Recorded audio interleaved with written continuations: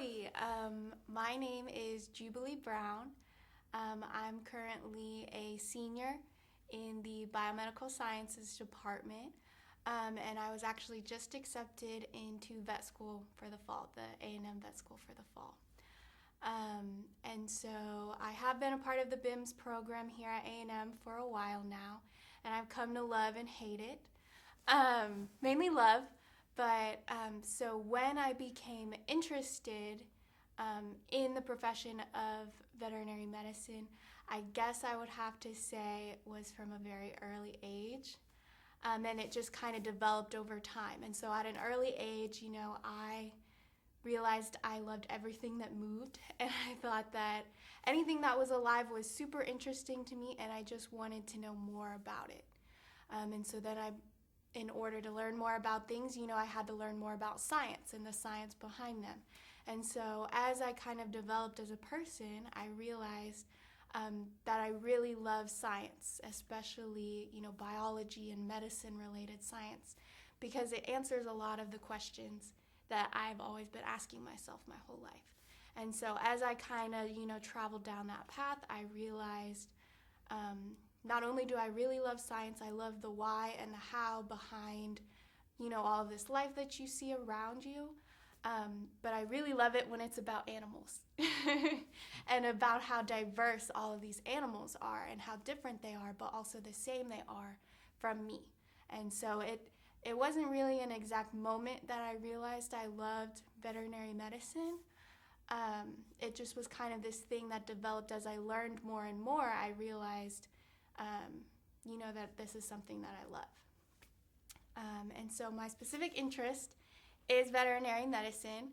That is something that I've kind of been interested in my whole life. I've always kind of liked science and math as well, but I especially like veterinary medicine. I really love the idea of being able to diagnose things, to be able to solve problems, and to do that with all of these diverse species that you see all the time. And so specifically, I am thinking about doing small animal medicine. I'm not super hit or miss with small or large animal or exotic animals, but right now I'm leaning towards small animal medicine.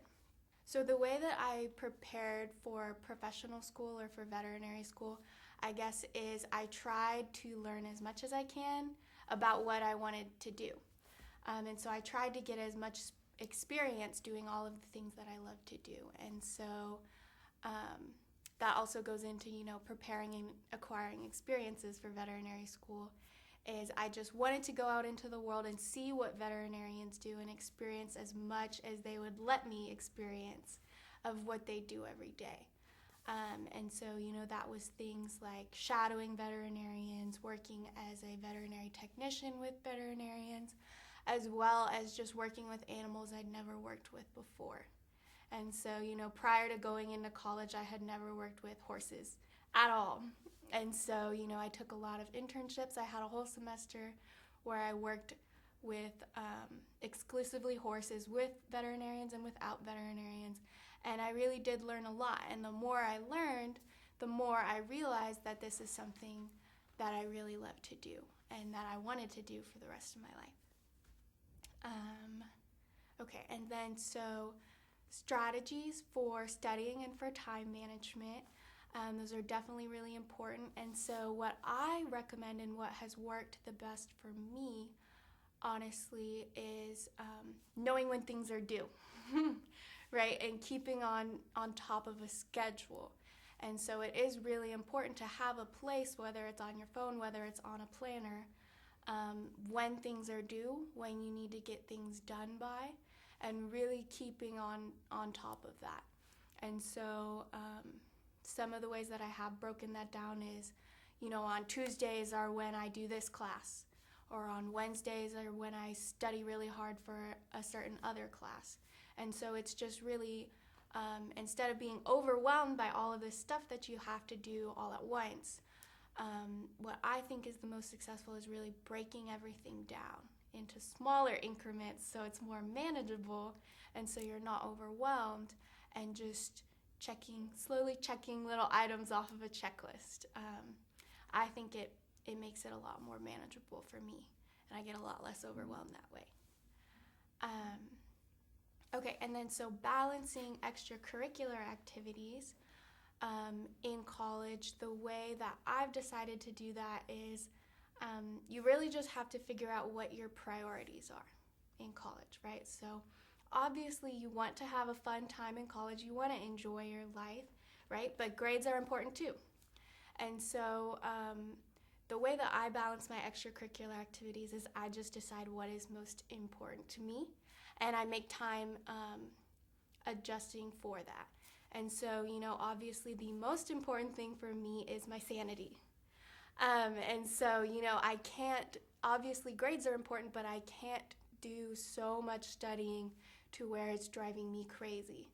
And so you do have to make time for yourself. And so that might be little things like cleaning your room or doing your laundry, and making time for things like that, taking a bath, things like that. But after that, after your just level of feeling okay with where you are and everything, grades are really important, and you do have to make time for grades.